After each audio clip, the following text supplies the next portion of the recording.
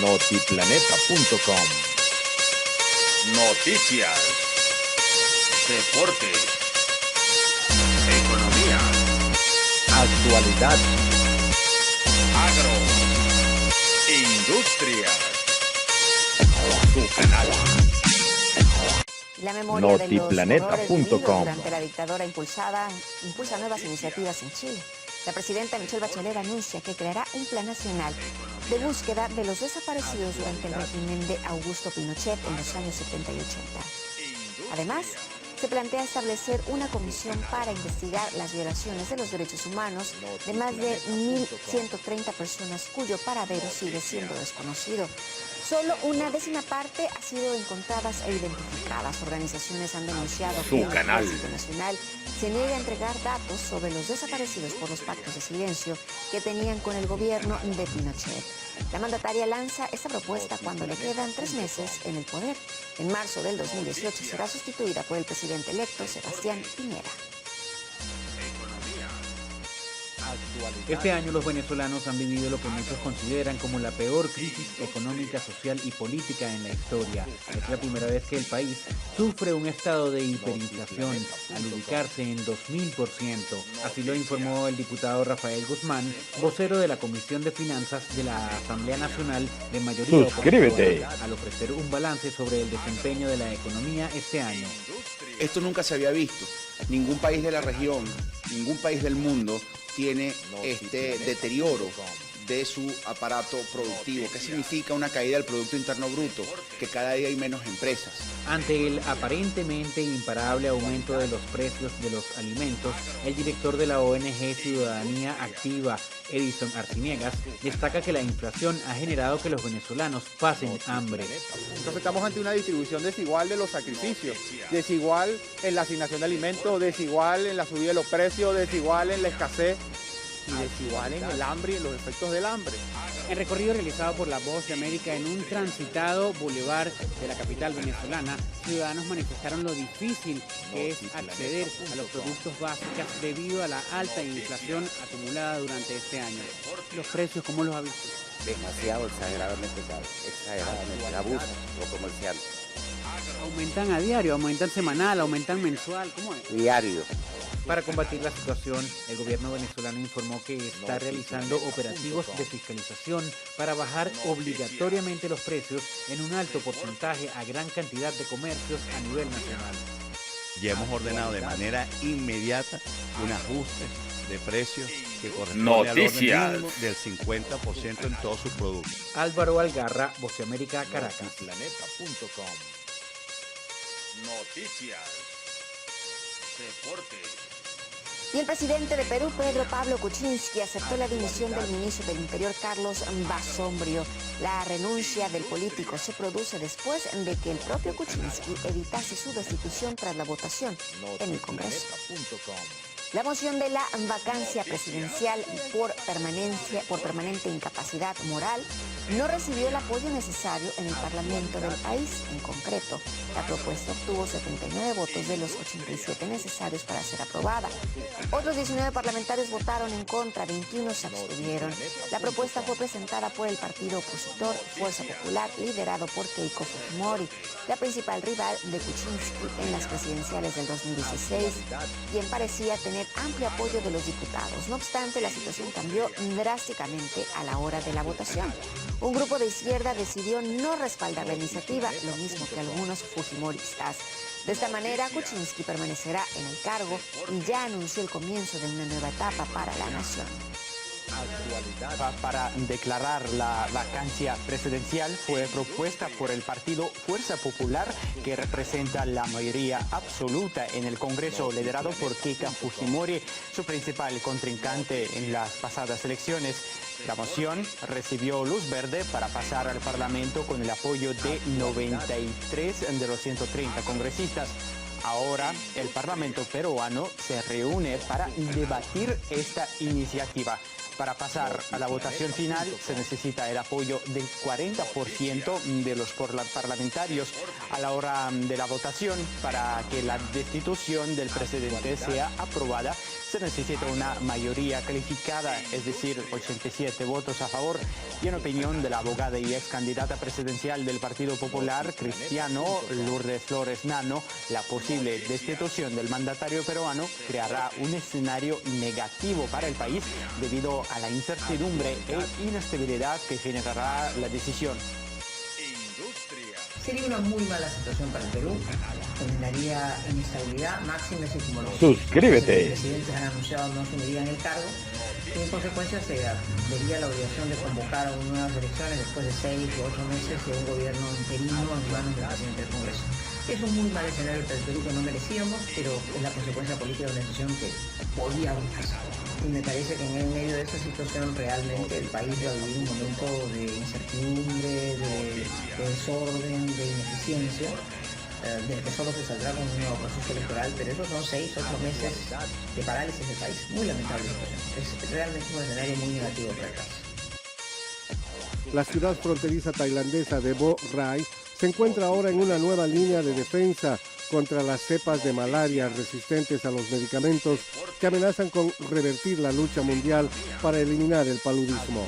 Los trabajadores de salud dirigidos por Bikaran Patirat realizan análisis sanguíneos semanales a los pacientes con malaria para asegurarse de que estén tomando sus medicamentos correctamente y limitar la posibilidad de que los parásitos se vuelvan resistentes a los medicamentos. Lo que nos preocupa es que un paciente infectado viaje de un país a otro, arriesgando la propagación de la infección y sin poder hacer un seguimiento completo para que tomen los medicamentos adecuadamente.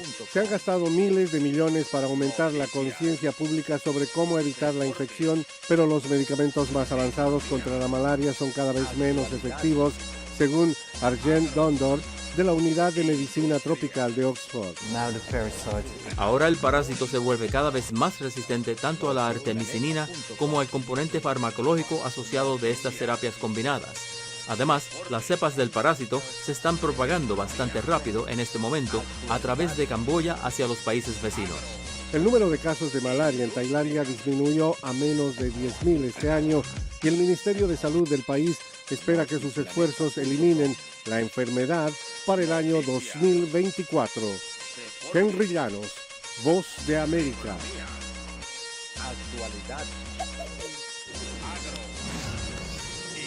En Honduras, un grupo de manifestantes ha organizado una protesta frente a la embajada de Estados Unidos. Los activistas acusan a Washington de mediar estas elecciones presidenciales que dieron la victoria al actual presidente Juan Orlando Hernández. Las protestas a nivel nacional estallaron tras conocerse los resultados. La oposición considera que hubo fraude y solicitó un recuento total de los votos. Se realizó una revisión parcial que corroboró la victoria de Hernández. Por su parte, la OEA recomendó repetir los comicios porque considera que no hay certezas sobre el resultado.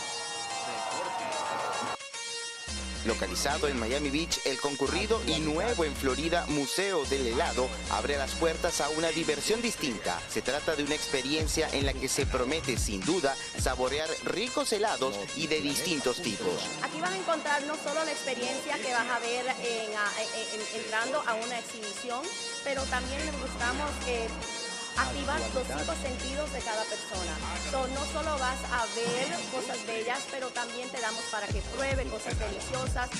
Olive Preston es directora de operaciones del Museo del Helado. Nos mostró los 4 niveles con los que cuenta este sitio, donde se puede apreciar la historia del apetitoso postre, además de representaciones artísticas como un techo con 2.500 paletas de helado o una selva de palmeras rosadas. En cada piso hay diversos aromas para que los visitantes sientan la diferencia entre las presentaciones de helados clásicos y mezclados. La mayoría de todos los cuartos sí hay un helado donde le damos a dar a la persona.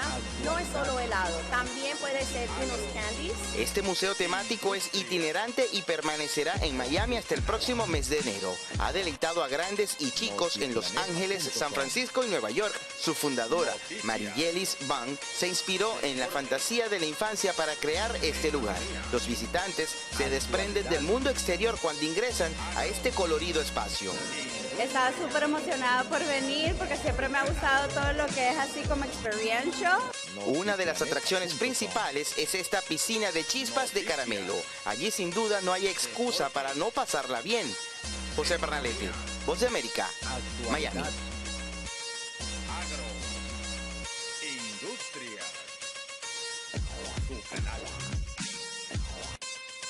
Por el tablero mundial aplaude los resultados de la votación en la Asamblea General de la ONU contra el reconocimiento estadounidense de Jerusalén como capital de Israel. Vamos a revisar este asunto con Javier Sanz, que de hecho, pese a este rechazo mundial, a este reconocimiento, Estados Unidos ya ha dicho, entre otros asuntos, que no piensa mantener su postura. ¿Cómo estás, Javier? Cuéntanos cuáles han sido las reacciones tras esta votación. Bueno, Mauricio, ¿qué tal? Buenas tardes. Muchas reacciones. Primero recordar que obviamente la inestabilidad continúa en la región de Jerusalén y mucho más tras las declaraciones por parte de los Estados Unidos y del propio gobierno de Donald Trump de reconocer a Jerusalén como capital de Israel. Mucho rechazo por parte de la comunidad internacional, pero por lo vivido ayer y por lo que hemos vivido estas últimas horas, parece que a Donald Trump le da absolutamente igual. Un rechazo que se materializó ayer en la Asamblea General de la ONU en Nueva York, una votación promovida por Yemen y Turquía. Vamos a ver el resultado. El rechazo es claro y amplio. Fíjate, a favor de rechazar esas palabras y ese reconocimiento de los Estados Unidos, 128 votos a favor, abstenciones 35 y en contra solo 9, obviamente, dentro de los Estados Unidos de Donald Trump y la Israel de Netanyahu. Vamos a conocer algunas de las declaraciones más llamativas ayer en la ONU de ese rechazo contundente del panorama internacional. Estados Unidos ha fracasado tras las advertencias de todo el mundo de no tomar decisiones que incendien los sentimientos del resto de países. Esta actitud es inaceptable. Esto es intimidación y esta sala no cederá ante ella. Suscríbete. Esto es una confirmación más del desdén de Estados Unidos hacia el derecho internacional y una violación flagrante de la legitimidad internacional. El mundo no está en venta. El mundo no está en venta y sus amenazas ponen en peligro la paz mundial. Provocará graves consecuencias para la estabilidad y la seguridad en el Medio Oriente. Aumentará aún más las tensiones en esta región. Estas eran algunas de las declaraciones de ese rechazo contundente. Ya escuchábamos Cuba, Venezuela, Siria, Turquía, pero son solo 5, recordamos. 128 a favor, Mauricio. Sí, y si Donald Trump ya ha dicho, o Estados Unidos, que no va a cambiar este reconocimiento, también antes hacía una serie de advertencias de quitar ayudas, apoyos a quienes votaran justamente a favor. Pues justamente, como muy bien has dicho, Mauricio, desde el gobierno de Donald Trump y desde los Estados Unidos, previo a esta votación ya se amenazó a algunos países históricos aliados de los Estados Unidos que si votaban a favor de esta resolución en la ONU serían, por así decirlo, castigados de una manera de dinero, de una manera financiera. Se iba a cortar por parte de los Estados Unidos cualquier financiación a estos países. Incluso ayer Donald Trump dijo que sería bueno para los propios Estados Unidos, ya que se podía ahorrar pues una cuantía importante de dinero. ¿Y cuáles son los países principales que están bajo esa lupa de Donald Trump y de los Estados Unidos? Pues vamos a conocerlos. Algunos de ellos, como ya hemos dicho, aliados históricos de los Estados Unidos. Aquí tenemos, por así decirlo, la lista negra. Reino Unido, un aliado histórico sin duda de los Estados Unidos. Francia, conociendo la posición de Emmanuel Macron, muy en rechazo de ese reconocimiento de los Estados Unidos a favor de Israel. Japón, a día de hoy, uno de los aliados también clave de los Estados Unidos en el conflicto con Corea del Norte. Y, por supuesto, los países musulmanes, Turquía y Arabia Saudí. Y recordamos también que Arabia Saudí fue el primer viaje de Donald Trump como presidente de los Estados Unidos y que firmó un contrato de venta de armas de más de 100.000 millones de dólares. Y esas amenazas no solo fueron previas, sino ayer también, en esa misma votación, en voz y en boca de la embajadora de los Estados Unidos ante la ONU, Nikki Haley, llegaron esas amenazas importantes, amenazas contundentes por parte de Haley, que fueron muy llamativas y que fueron recogidas obviamente en todos los medios. Unas de ellas, ningún voto en la ONU lo hará diferente, es decir, que se mantendrá esa posición de los Estados Unidos, pero además no solo esa, habló de que la votación sería como una agresión a la soberanía de los Estados Unidos y también que los países que voten, hacía alusión a esas palabras de Donald Trump, se le acabaría, Mauricio, esa financiación. Sí, bueno, plantea una serie de interrogantes en torno a lo que va a querrá ocurrir en los días. Raúl Castro se ha dirigido en la tarde-noche de este jueves a los parlamentarios cubanos en la Asamblea Nacional en lo que será uno de sus últimos discursos como presidente del país. En varias ocasiones durante estos años, el mandatario ha dicho que en el año 2018 cesará sus funciones al frente del Estado y del gobierno cubano, y así lo ha ratificado en esta alocución frente a los diputados cubanos. Escuchemos un fragmento de lo que ha dicho exactamente el líder de la isla caribeña. Cuando la Asamblea Nacional del Poder Popular se constituya el 19 de abril del próximo año, habrá concluido mi segundo y último mandato al frente del Estado y el gobierno, y Cuba tendrá un nuevo presidente. Otro de los temas abordados por Raúl Castro han sido el desarrollo de las elecciones municipales que recientemente tuvieron lugar en la isla. También ha hecho referencia a la decisión de postergar la nueva Asamblea Nacional, es decir, la conformación del nuevo Parlamento para el 19 de abril del próximo año debido a los daños causados por el huracán Irma, y que el gobierno y el Estado en general tienen que ponerse en función de la recuperación. Otro tema ha sido la economía, que desde que llegó al frente del país a su cargo de presidente, primero en el 2006, después de la enfermedad de Fidel, y posteriormente ya como presidente electo en 2008, ha sido uno de los grandes temas. Ha dicho que el próximo año seguirá siendo un año difícil para la economía cubana, aunque se espera un crecimiento de 2%, que Cuba seguirá siendo fiel a sus compromisos financieros, y ha agradecido también a todos los acreedores de la isla por la comprensión en cuanto a la situación que vive la isla en ese sentido. Ha hablado de las afectaciones del bloqueo y también ha hecho referencia a las nuevas medidas tomadas por el presidente Donald Trump y el posible impacto para la isla. Nuestro país no es en lo absoluto responsable de este retroceso, marcado por el recrudecimiento del bloqueo, el regreso de la retórica agresiva e irrespetuosa y la arbitraria aplicación de medidas injustificadas que afectan sensiblemente los vínculos entre los pueblos y las familias, así como los derechos y libertades de los cubanos y los estadounidenses. Como es habitual en sus discursos, los últimos minutos de su discurso los ha dedicado a la política exterior cubana. Ha dado su respaldo, el respaldo del gobierno cubano a los procesos progresistas que tienen lugar en América Latina. También ha hecho un llamado a la unidad de la región y también su compromiso de apoyo de todo el gobierno cubano a la revolución bolivariana que se desarrolla en Venezuela y a su máximo líder Nicolás Maduro. Suscríbete.